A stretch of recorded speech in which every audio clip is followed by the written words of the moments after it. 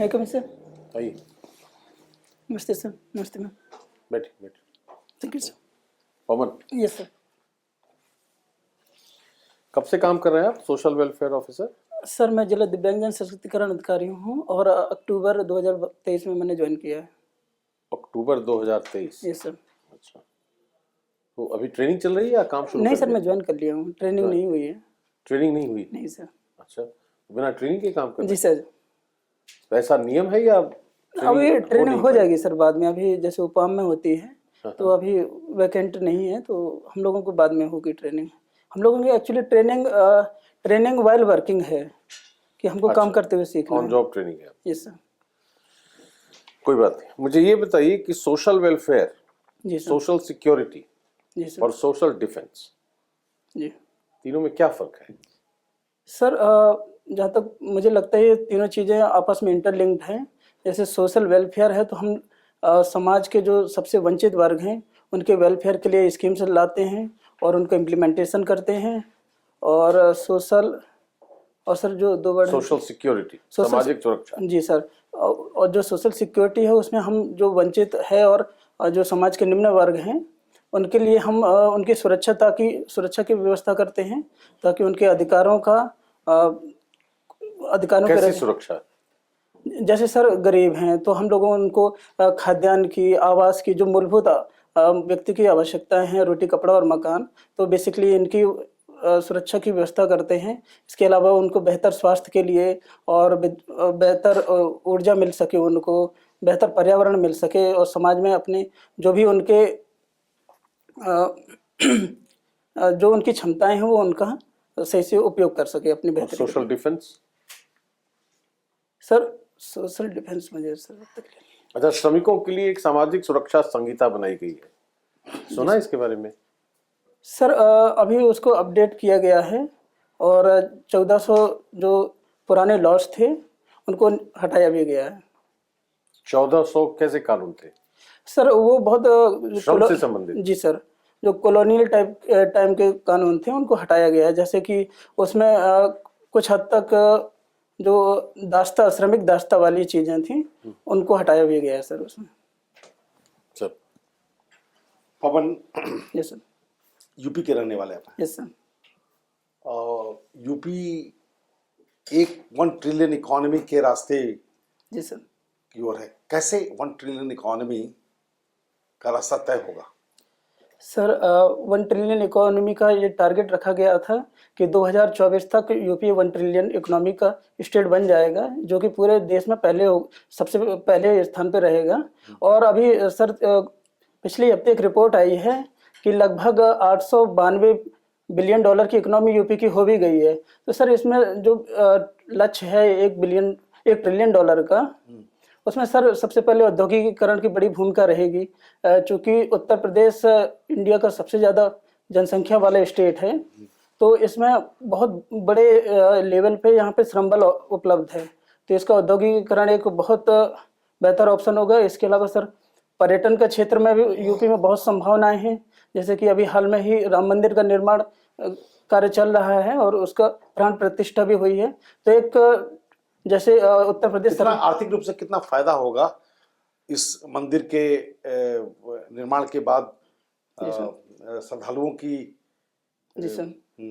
तो कितना फायदा होगा सर? जहाँ तक मुझे लगता है कि ये भारत में जैसे मक्का और मदीना, वेटिकन सिटी जैसे जो रिलीजियस डेस्टिनेशन है, ये हिंदुओं का बनने वाला है अयोध्या। और एक फ्रिट्जबर्ग एक एजेंसी है यूएसए की, उसका एक एस्टिमेट आया है कि राम मंदिर में प्रतिदिन लगभग 5 लाख व्यक्ति दर्शनार्थी आएंगे। और उसने एक अनुमान लगाया है कि अगर एक आम इंडियन प्रतिदिन अयोध्या में जाके लगभग 2,500 रुपये का खर्चा करेगा तो लगभग 83,000 करोड़ रुपए की इकोनॉमी बूस्ट हो जाएगी।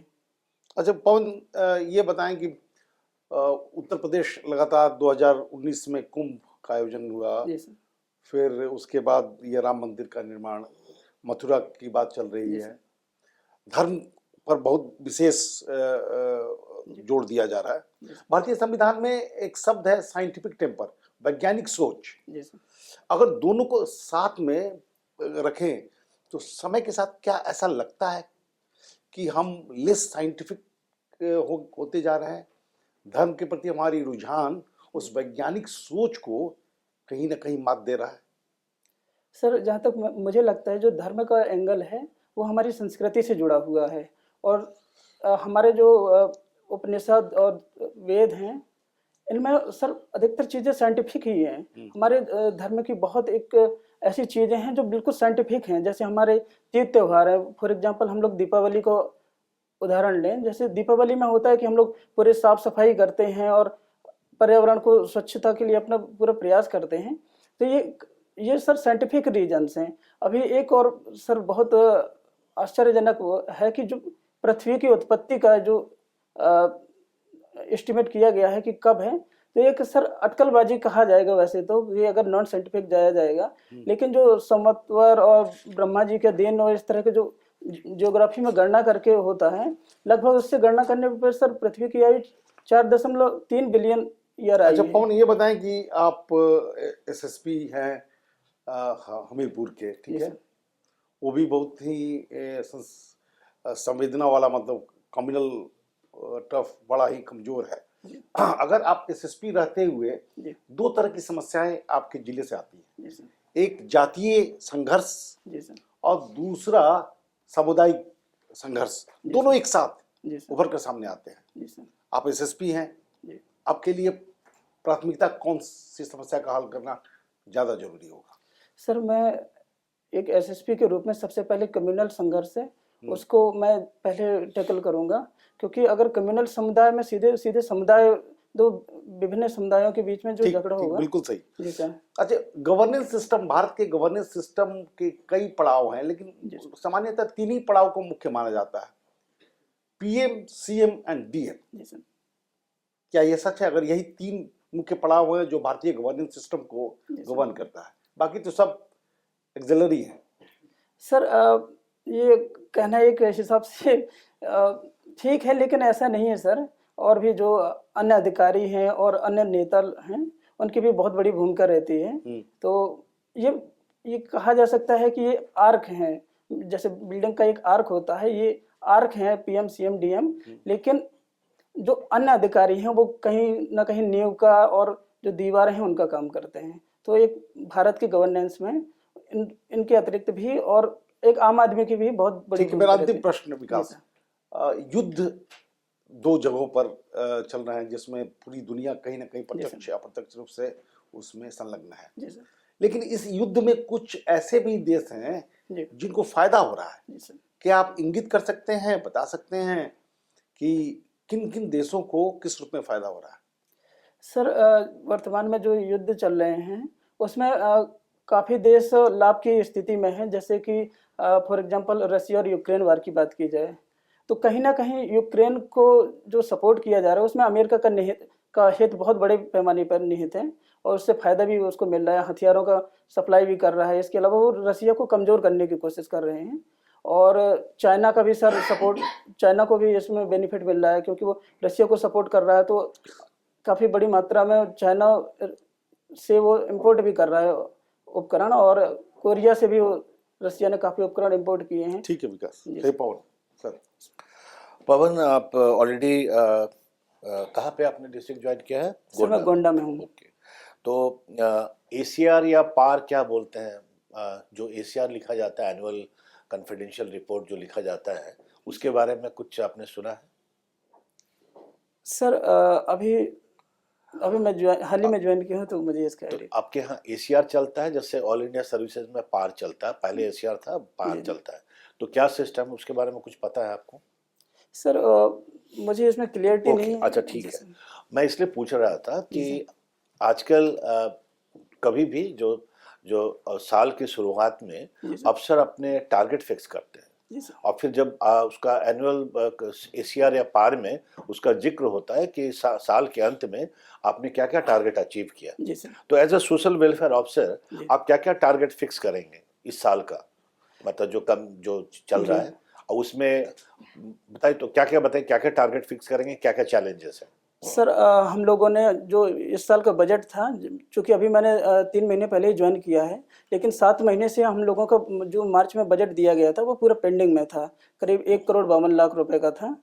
तो उसका मैं पूरा डिस्ट्रीब्यूशन करा दिया हूँ, और जिसमें तो अभी ये बताइए जी कि सर। जो बजट जो था उसका एलोकेशन कौन कौन से स्कीम के लिए था, कौन जी कौन से सर। इंपॉर्टेंट स्कीम था जिसमें खर्चा नहीं हुआ? सर हम लोगों ने मोटराइड बाँटी हैं 196, और जी जी। मोटराइड ट्राईसाइकिल होती हैं सर। अच्छा जी सर, 196 बाँटी हैं। अच्छा। इसके अलावा 250 हमने ट्राईसाइकिल बाँटी हैं, 125 हमने व्हीलचेयर बाँटी हैं, 35 कान की मशीन बाँटी हैं, और अभी सर तो बांटने के अलावा भी कोई काम है या कुछ और इससे सर बांट ही रहे? जी, इसके अलावा सर हमने 2 मुहिम भी चलाई हैं, हाँ। जो एक नवाचार कहा जा सकता है। एक मोहल्ला पाठशाला के कॉन्सेप्ट है।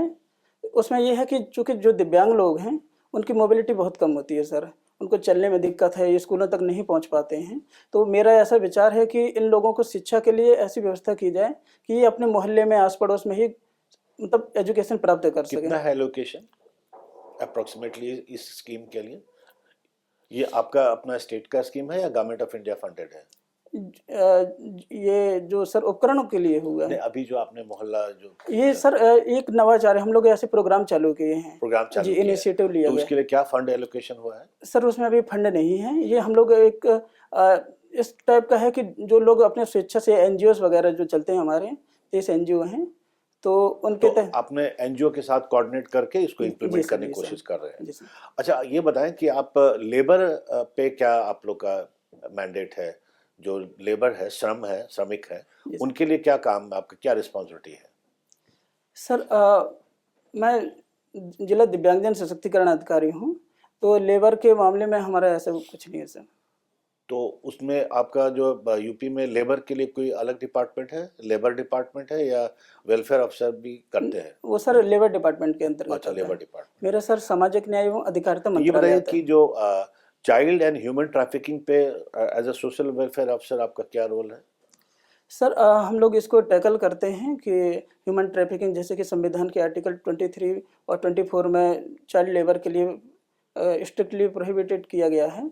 तो हम लोग इसको मॉनिटर करते हैं, और कुछ एनजीओ से हम लोग एक कॉन्ट्रैक्ट करते हैं कि कहीं ऐसी अगर इंसिडेंट मिलती है मतलब आउटसोर्स कर देते हैं? जी, तो बहुत हमारे अच्छी जो बात। सुधार गृह हैं उन पे उनको ये बच्चों को बताइए रखते कि हैं। जो चाइल्ड ट्रैफिकिंग का जो प्रॉब्लम है उसको एक्सप्लेन कर सकता है, ये क्यों हो रहा है? मतलब डेफिनेशन नहीं पूछ रहा हूँ मैं, जी सर। जो चाइल्ड ट्रैफिकिंग का जो प्रॉब्लम है, जी अगर आपको किसी को एक्सप्लेन करना हो जी कि सर। क्या उसका रूट कॉज है या कहाँ से हो रहा है, तो जी कैसे आप एक्सप्लेन करेंगे? सर इसमें सबसे ज़्यादा चाइल्ड जो ट्रैफिकिंग होती है, ये 2-3 पर्पज़ों से होती है। एक तो इनको उद्योगों में लगाया जाता है, इनको बंधुआ मजदूर की तरह यूज़ किया जाता है, और इनको बहुत कम या सिर्फ खाना भर का पेमेंट ये किया तो जाता चाइल्ड लेबर हुआ, है। जी चाइल्ड सर। ट्रैफिकिंग की बात कर रहे हैं। जी सर।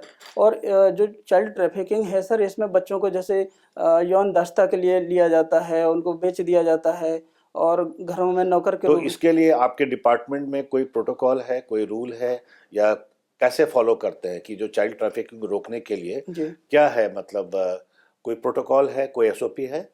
सर इसमें प्रोटोकॉल स्पष्ट रूप से नहीं है, लेकिन अगर हमको इसकी सूचना मिलती है तो हम इसमें तुरंत पुलिस केस दर्ज कराते हैं, और जो भी संबंधित व्यक्ति है जो इस काम में संलग्न है। तो ये जो है, जी सर। सपोज एक चाइल्ड ट्रैफिकिंग होने वाला है, जी सर। ठीक है, तो आपको सपोज किसी रेलवे स्टेशन पे जी सर। कुछ मिल गए, जी 10 बच्चे मिल जी गए, सर। और जो है, तो वो उसको आप कैसे हैंडल करेंगे? क्या लॉ है, किस लॉ के तहत आप उसको हैंडल करेंगे? सर चाइल्ड ट्रैफिकिंग एक्ट तो शायद इंडिया में नहीं है, लेकिन सर मुझे इसके बारे में पता नहीं है। ओके, ये बताएं कि एज अ सिविल सर्वेंट जी सर। क्या क्या चैलेंजेस है स्टेट डिस्ट्रिक्ट में? सर डिस्ट्रिक्ट में एक तो अवेयरनेस की कमी है, क्योंकि भारत की अभी सिर्फ 74% जनसंख्या ही शिक्षित है। तो उन लोगों को वहाँ तक स्कीम्स के बारे में पता करना, उन लोगों को स्कीम से जोड़ना एक बहुत बड़े चैलेंज हो जाता है। इसके अलावा सर एक राजनीति बहुत हावी रहती है सिविल सर्वेंट्स पे, विशेषकर जैसे मैं गोंडा में हूँ, अभी 3 महीने हुए हैं, लेकिन बहुत ज़्यादा प्रेशर रहता है वहाँ पे। और इसके अलावा सर बजट का प्रॉब्लम रहती है, स्टाफ अपर्याप्त रहता तो है। ये राजनीति को कैसे दूर किया जा सकता है? राजनीति को दूर करने की जरूरत है या उसको समागम करने की जरूरत, क्या कैसे एक एज अ सिविल सर्वेंट कैसे हैंडल करेंगे सर राजनीति को और राजनीतिज्ञ को? जी सर, वैसे तो जो प्रशासन है और जो राजनीतिक प्रशासन है और जो एडमिनिस्ट्रेशन है, इनको दोनों को साथ में मिलकर ही काम करना चाहिए। लेकिन अगर अनुचित हस्तक्षेप होता है तो इसको सर नहीं, रोकना अनुचित हस्तक्षेप किसको कहते हैं, मतलब उसको डिस्क्राइब करें। जैसे सर हम लोगों को अभी हाल की मैं कुछ घटनाएं बताना चाहता हूँ। जैसे हम लोगों ने मोटराइट बांटी हुई थी 196, तो उसमें कुछ बच गई थी। तो उसके बाद सांसद, विधायक और जिला पंचायत अध्यक्ष, इन लोगों के फ़ोन आने लगते हैं। उसमें जो बेंचमार्क है कि 80% से अगर दिव्यांगता कम है तो उनको हम नहीं दे सकते हैं, लेकिन वो 60% पे, 40% पे, या कई बार ऐसा भी फ़ोन आता है कि ये हमारी पार्टी का सदस्य है और इनको ज़रूरत है तो आपको दे दीजिए। तो इस तरह की सिचुएशन आती है सर। तो अगर गवर्नमेंट चाहती है कि अगर उसका डिस्ट्रीब्यूशन हो जी तो फर्दर लॉ को चेंज करके क्यों नहीं बांट सकती है? अब तो बांटने में क्या नुकसान है? सर, वो एक बेंचमार्क है। जैसे मोटराइड है तो वो 80% पे है, जो सिंपली ट्राईसाइकिल है वो 40% दिव्यांगता पे दी जाती है। ओके, अच्छा, ये बताएं कि जो पब्लिक लाइफ में जी सर। जो कैसे पारदर्शिता को कैसे बढ़ाया जाए, मतलब करप्शन कैसे रोका जा सकता है? सर, करप्शन रोकने के लिए सबसे पहले तो जागरूकता सबसे बड़ा उसका हथियार है। As a head of the organization या डिस्ट्रिक्ट, जी अगर आपको करप्शन कमाना है अपने डिस्ट्रिक्ट में तो कैसे आप कमाएंगे? सर, बहुत सारी स्कीम्स है उसमें, जैसे फर्जी लाभार्थी जोड़े जा सकते हैं, और जैसे उपकरण है तो उनको बेचा जा सकता है, या इस तरह की चीज़ें। एनजीओ से वसूली की जाती है, तो इस तरह की चीज़ें से करप्शन और ये रिसोर्स प्रोक्योरमेंट, उसमें जी सर।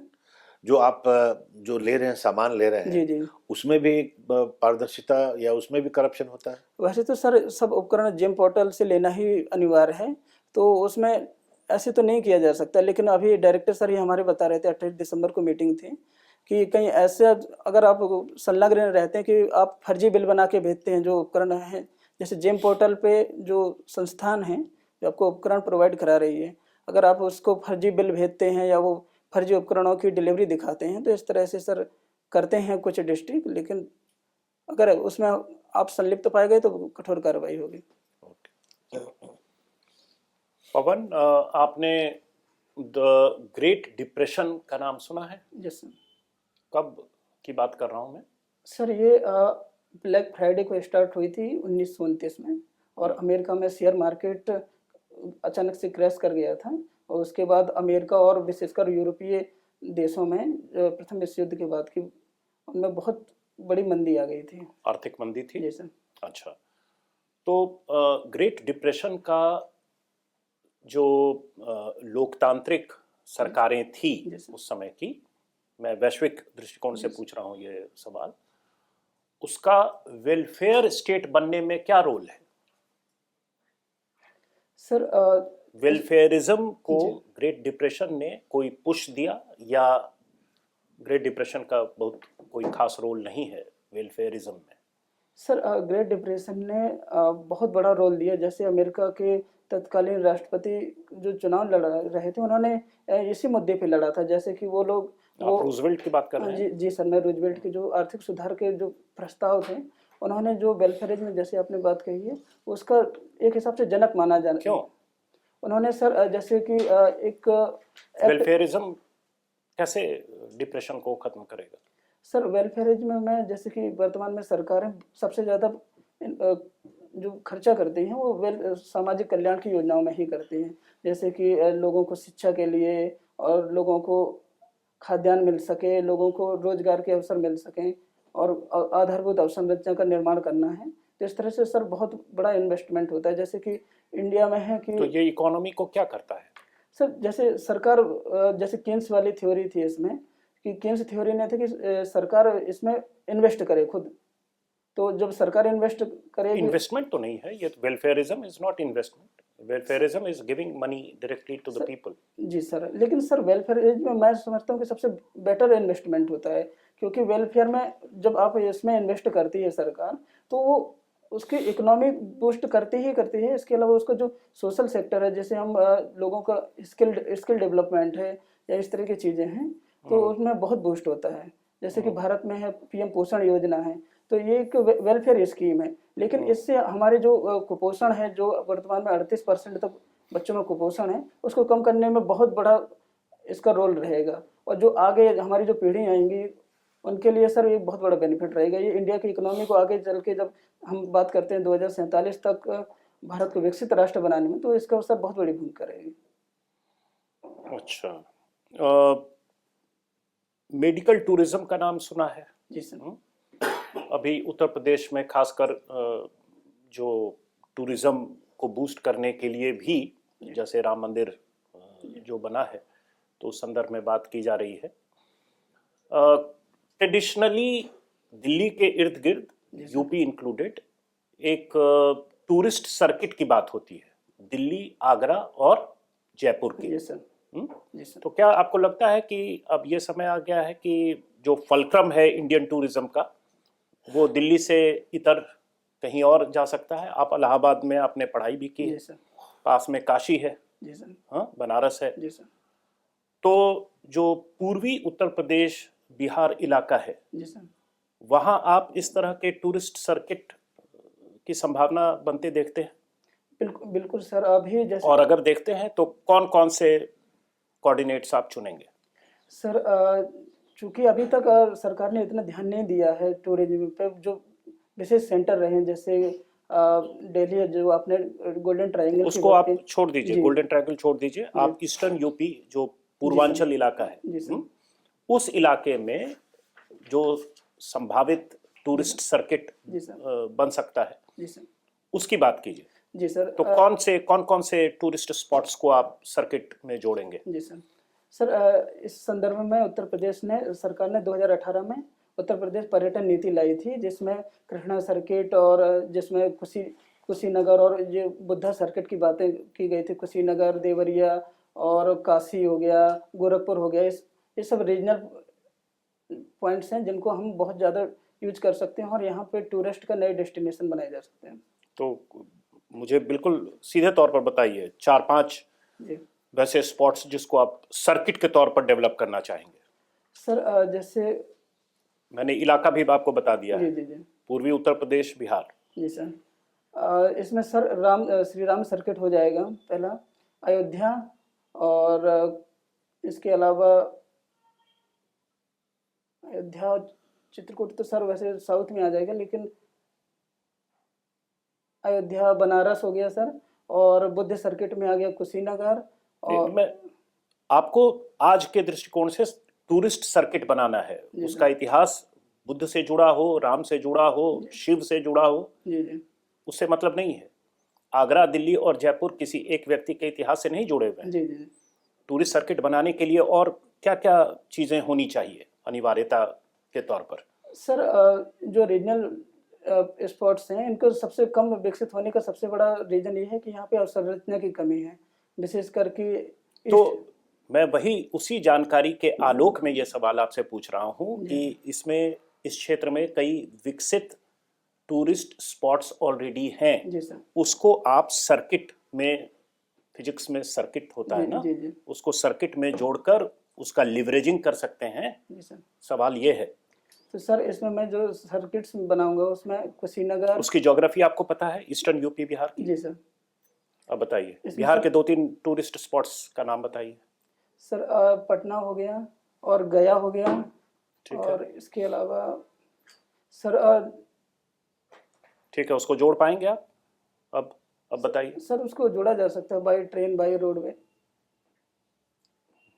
सर पटना, गया। अच्छा, आप लास्ट एक सवाल पूछ रहा हूँ, और ये रिसेंटली न्यूज़ में भी है, अगर आप न्यूज़पेपर्स वगैरह पढ़ते हैं। एक प्राइवेट संस्था है, जी लेकिन इसने एक बड़ा रिवीलिंग इकोनॉमिक डेटा सामने लाया है, और न्यूज़पेपर कवरेज भी मिला है इसे। प्री कोविड टाइम्स में जी जो एनुअल हाउस होल्ड इनकम था, जी भारत के 20 सबसे धनी जो आबादी है, 20%, जी। और सबसे बॉटम में जो 20% आबादी है, उसके इंक्रीज में एक मिसमैच देखा गया है, प्री कोविड और पोस्ट कोविड। जी सर। इसके बारे में कुछ पढ़ा है आपने? सर मुझे संस्थान का भी नाम याद नहीं आ रहा है, लेकिन उसका जो रिपोर्ट थी, वाई इनइक्वालिटी किल्स नाम से रिपोर्ट आई थी, और उसमें यह है कि जो भारत के जो सबसे उच्च वर्ग के लोग हैं, जो 20% आपने बात कही है, इनकी इनकम में प्री कोविड से वर्तमान तक 2 गुना से ज़्यादा की वृद्धि हुई है, जबकि भारत के करीब 8 करोड़ से ज़्यादा जनसंख्या बहुत ज़्यादा जो मतलब जो bottom 20% है। एक्सट्रीम पॉवर्टी की लेयर में पहुंच गई है। तो एक बहुत बड़ा सर एक मिसमैच था ये। ठीक है, थैंक यू। अच्छा, आपका जो इंटरेस्ट है वो स्पोर्ट्स में भी है। जी मैम। भारत में एशियाड कब हुआ था, आपको याद है? मैम जो सबसे पहला हुआ था वो शायद 1956 में हुआ था अच्छा जी, और मुझे याद नहीं है मैम वैसे। अच्छा, भारत में टेलीविजन कब आया होगा आपके हिसाब से? दूरदर्शन कब आया होगा? मैम एग्जैक्ट याद नहीं है, शायद 80 के दशक में आया था जहाँ तक मेरा अनुमान है। अच्छा, वैसे दूरदर्शन और एक प्राइवेट टेलीविजन चैनल जो है, उन दोनों में आपके हिसाब से अंतर क्या होता है?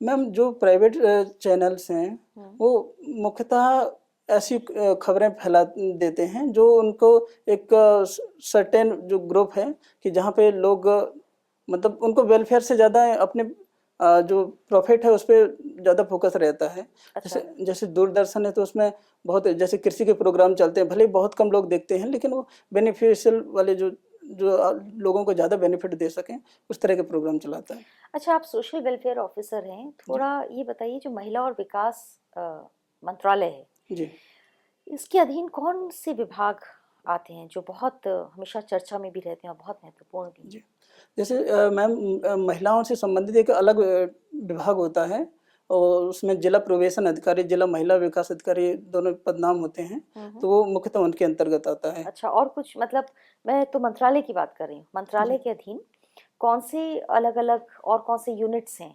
मंत्रालय है क्या, उसके पास क्या है? मैम जो महिला एवं बाल विकास मंत्रालय है ये महिलाओं के और बच्चों के विकास के लिए योजनाएं बनाता है, उनके इम्प्लीमेंटेशन कराता है। जैसे कि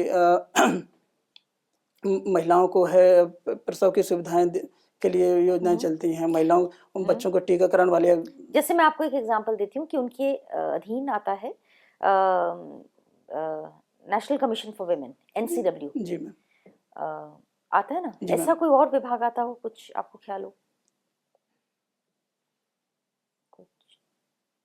अभी याद नहीं आ रहा। अच्छा, आप किस तरह की किताबें पढ़ते हैं? मैम अभी ज़्यादा टाइम नहीं मिलता है तो मैं मुख्यतः अपना सिलेबस ही पढ़ता हूँ। अच्छा जी मैम। तो हमें जब कोई किताब मिलती है तो पीछे एक ISBN नंबर लिखा होता है। जी मैम। और कॉपीराइट पेज में भी होता है, ये क्या होता है, कुछ अंदाजा आपको? मैम जहाँ तक मैं समझ पा रहा हूँ ये एक प्रत्येक जो प्रोडक्ट है उसका एक विशिष्ट कोड होता है, और जो कॉपीराइट है वो और जो प्रकाशक है और लेखक है उसका राइट रहता है कि आप इसका वायलेशन नहीं करते हैं। कॉपीराइट एक्ट 1972 के तहत आप उसका अगर वायलेशन करते हैं, जो कि मुख्यतः 20 साल के लिए मिलता है कॉपीराइट का अधिकार, और कई कंडीशन में उसको जब तक लेखक जिंदा है उसकी लाइफ टाइम तक के लिए भी उसको एक्सटेंड कर दिया जाता है। अगर आप उसका वायलेशन करेंगे तो आप पे कार्रवाई की जाएगी। अच्छा, ठीक है, थैंक यू। अच्छा पवन, ज्योग्राफी के स्टूडेंट हैं आप। जी sir. El Nino southern oscillation, जी सर। क्या है ये सर एल नीनो का जो दक्षिणी चक्र रहता है जो कि पेरू के तट पर से स्टार्ट होता है, ये मुख्यतः 25 दिसंबर के टाइम पे स्टार्ट होता है, इसलिए इसको चाइल्ड क्रेस्ट, चूँकि वो क्रिसमस का टाइम होता है तो वहाँ से स्टार्ट। पेरू का तट किस महासागर? सर पैसिफिक ओशन में आता है। पैसिफिक। जी सर। इंडियन ओशन से क्या संबंध है एल नीनो का? सर इंडियन ओशन का ये जो पूरा साउथर्न सर्कुलेशन है ये पूरा इंटरकनेक्टेड है, जहाँ से ये पेरू के तट से ये गर्म पानी की धाराएं चलती हैं ये जो एल नीनो के रूप में, और जो हिंद महासागर में ऑस्ट्रेलिया तट और इंडोनेशिया तट तक आती हैं, जो फिर काउंटर होके और फिर नीचे से पछुए पवन प्रवाह के तहत वो फिर वहाँ पे एक सर्कुलेशन के तहत। एल नीनो की दिशा क्या होती है जलधारा की?